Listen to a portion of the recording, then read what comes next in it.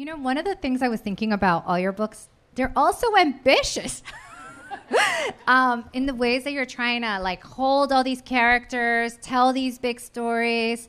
And I know for a fact that all of you actually have faced many challenges in trying to tell the stories that you're trying to tell. And also, a number of you spent many years to write these books. Why are you looking at me, though? No, it's not just you. It takes me forever.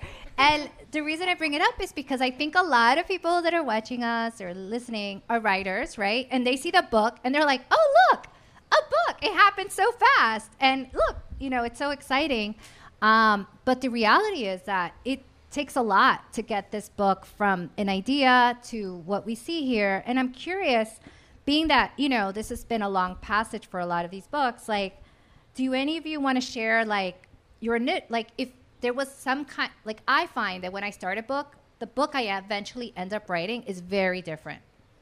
And I'm curious, now that we have the end product, like, where did you start and where did you end up and what did you learn from that process as writers? Cleyvis, stop looking at me so intentionally. And because we're among familia, I can talk to Cleyvis like this, you know? But go ahead, Cleyvis. Why don't you share? Because I know that you have a lot to say about this. I love talking about this because it has a happy ending. It's like we ended up with a book. But, you know, I mean, for me, I had a pretty difficult time because I started writing this book at the heels of another failed project.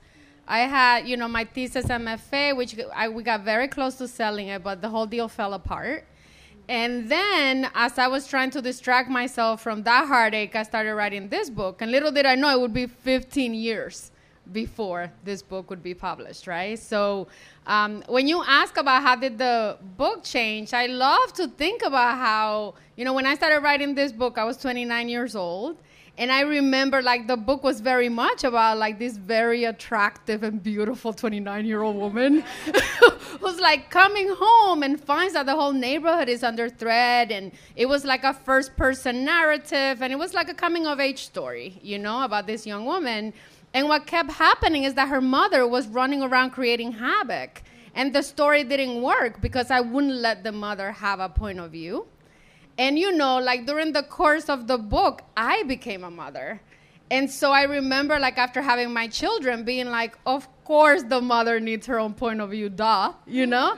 But it would still be some time before, you know, I was able to make the story work. Because, like I said, when I was reading my excerpt, like, part of what was really hard about this book is that the book is dealing with displacement, but it's also dealing with a great deal of pain. And I wanted to write the story in a way that was funny and sexy. And so there were, like you're saying, like an ambition within the book to talk about really difficult things, but to do it in a way where it would still be an enjoyable, can't put down book. And so for me, like, once I eventually got to the point where I figured out how to do it, it just filled me with so much pride, you know? Because telling our stories is hard enough, and I didn't want trauma porn, you know? Like, I didn't want to write a story that was only focused on the pain of being displaced, but really on, like, the rage and the fight that lives within our communities. I love that answer. Dahla, you too, right? Like, you spent a long time working on this book and must have done so much research for this. Yes, I did. I thought, as I said, this is the second book. I took a character who was a minor character in the first book, but she had a very dominant personality. She was very angry. She was very combative. She was very... she's just full of rage. And I decided this is the kind of character who could lead a slave rebellion. And I wanted to write that. And I started writing the outline for that. I taught English for 30 years. And I taught kids, you write an outline so you know where you're going. And you make a map and you follow it. When I started writing, I realized all of that had to go out the window because that's not the way I write. The way I write is I get up in the morning, 4 or 5 is a good time, and I meditate, and I talk to my characters in my meditation. And when I talk to this character, she said, that's the story you want. That's not my story. No, my story is I was repeatedly raped. My children were taken away and sold on the slave market. And that story, even though people know that there was breeding of slaves everywhere, it has never been told from my point of view. So that's what you need to write, my story, not the one you made up. And I have learned, the older I get, that there is a voice living in me, and maybe in all of us, that is the creative force in us. And it knows better than what you think should happen. And so I've learned to listen. My husband says, oh, she listens to the voices in her head. And he's teasing me about that, but in a sense it's true. I get these images when I meditate, and then it's up to me to put it into language so that I can share it with you. Once I gave up trying to force my characters to be what I wanted them to be, and I accepted them for whom they were, then the writing wasn't so hard. The hard part is getting your ego out of the way and saying, you know what? That story is more important than anything you can make up. Because as a human being, I'm limited. I can only do but so much. But your creative force, whether you're a Jungian and you call it collective cultural memory, whether you are a Roman Catholic and you call it your guardian angels, whether you're an espiritista and you call it a protective spirit, whatever it is you believe in. Los Santos. There you go.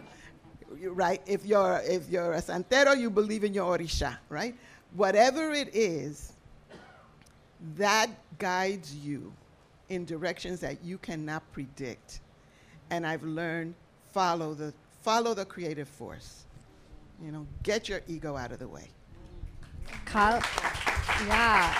Kali, it seems like this really resonated with you. Like, what is your experience? I had a similar experience of just following the creative force, but the reason why Woman of Light took over a decade, not because I can't write fast. I have friends that are like, oh, you can write a short story really quickly and blah, blah, blah, but it's actually because I didn't have money and I didn't have time and I was working all kinds of jobs and publishers wouldn't publish me and magazines wouldn't publish me and everybody was saying no, no, no, no, no.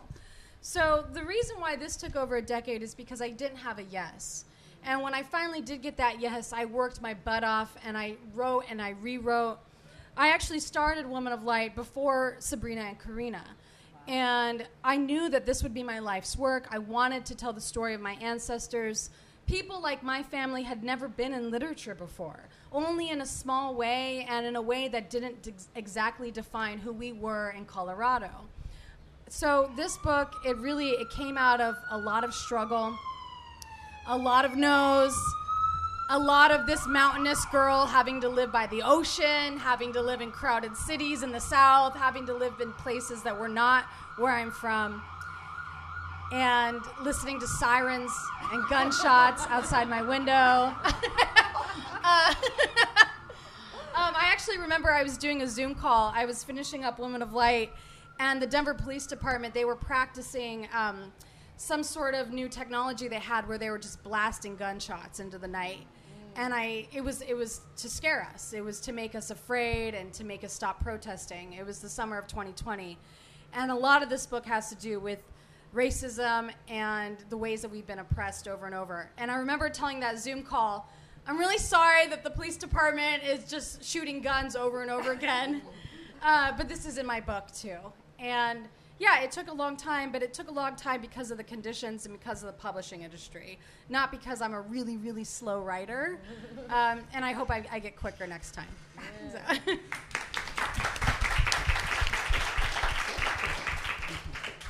Reyna, do you want to respond? Yeah, so this book took me about 7 years on and off, but I did publish 2 books in between those 7 years. So I was writing, but I kept putting this book away because I kept being afraid that I didn't have it in me to write this book. I kept telling myself I had taken on more than I could do, more than I could handle, and so I would return to my comfort zone, which is memoir. So then I would put it away, go back to memoir, and then come back to it, write a few scenes here and there, and then leave again. And it just overwhelmed me because, I was writing about the U.S. invasion of Mexico in the 1840s. I knew nothing about it. I did, like most of you, probably never heard of the Mexican-American War in school. I didn't learn about it through my K through 12 classes. It wasn't until I took a history of Mexico class as an undergrad, which I thought was hilarious. I said, this is the war that doubled the U.S. in size, and we never learn about it in U.S. history, and yet I had to take a history of Mexico class to learn about it. But, the Mexicans have never gotten over it. And it's a shame, right, that here it has been forgotten. So I challenged myself to write this book because I wanted to learn the history that I wasn't taught. And I thought if I write a book about it, that's how I'm going to teach myself. And I did. I read over 100 history books. I read a lot of articles, a lot of primary sources like diaries, letters. So I learned everything I could. And the transformation that I experienced was that this book empowered me, because in learning my history and teaching myself this history, I started to reframe the way I see myself as a Mexican immigrant living in this country.